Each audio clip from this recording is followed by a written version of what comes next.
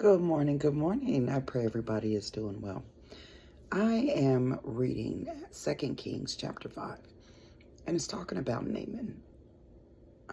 Naaman was this great soldier, but it's not about that.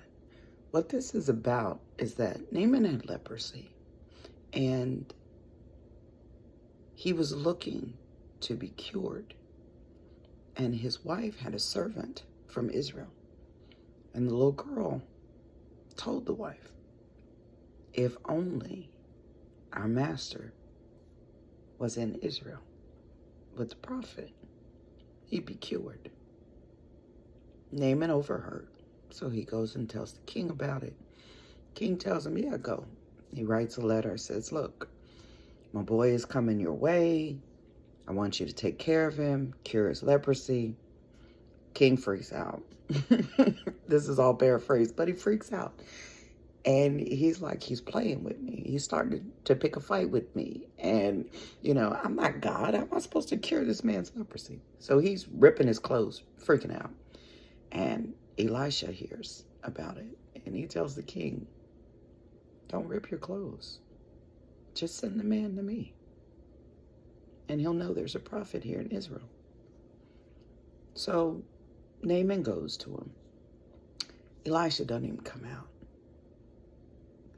I love this, but this shows you the power of God.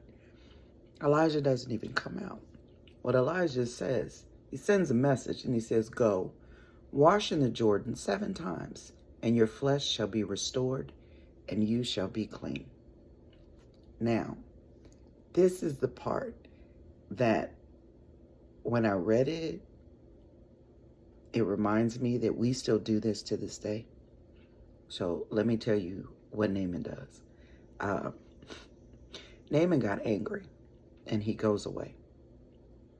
But he says, I thought that for me, he would surely come out and stand and call on the name of the Lord his God, and he would wave his hand over the spot and cure the leprosy. And then he says, are not Abana and Pharpar, the rivers of Damascus, better than all the waters of Israel? Could I not have washed in them and be cleaned? So he turns around, goes away. He's enraged. He's mad. And his servants come to him and they say, Master, if he'd have told you to go do something hard, you would have went and done it. He's telling you to go do something easy. Just go do it. He goes, he immerses himself, dunks himself 7 times, comes up clean, and realizes that there is a God and that he's been serving the wrong one. And he asked Elijah to please communicate to the Lord. I understand that there is only one God now. Forgive me. Forgive me when I have to go with my master when he serves his God, because he leans on me. I have to bow down so he can bow down. But don't hold that against me. I am not serving anybody but the Lord from this point on.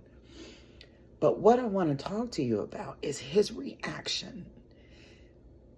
We have this thing, and my pastor talked about this Sunday, and I loved it, how we expect some major event to happen. It has to be something huge.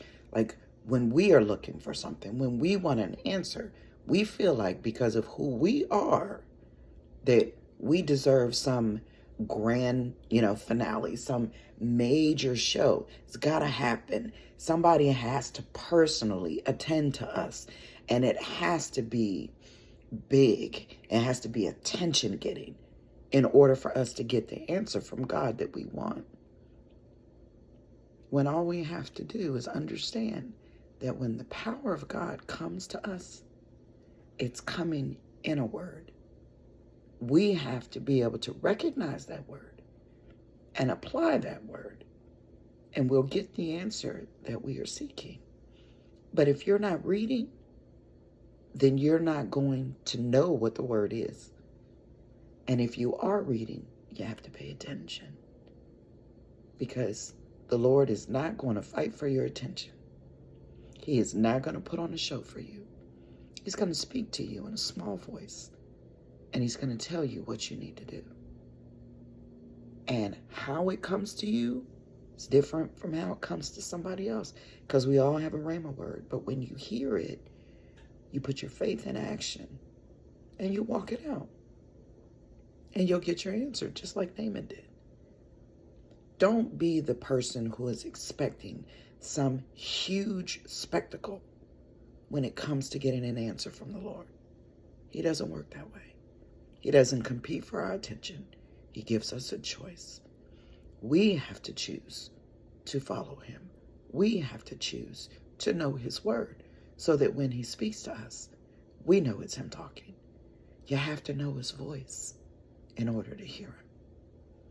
So remember that the next time that you need an answer from the Lord and you're waiting, stop looking for something big. Get somewhere. Get still. Let him talk to you. Get in the word. Let it speak to you. And then go do it. It's that simple. And it'll show you. God doesn't need to show up. He just needs to send his word. It's that powerful.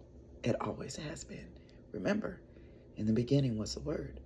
The word was with God, and the word was God. If it can create us, create where we live, what makes you think that God's word can't solve your problem? You just got to hear it. Have a blessed day. Take care.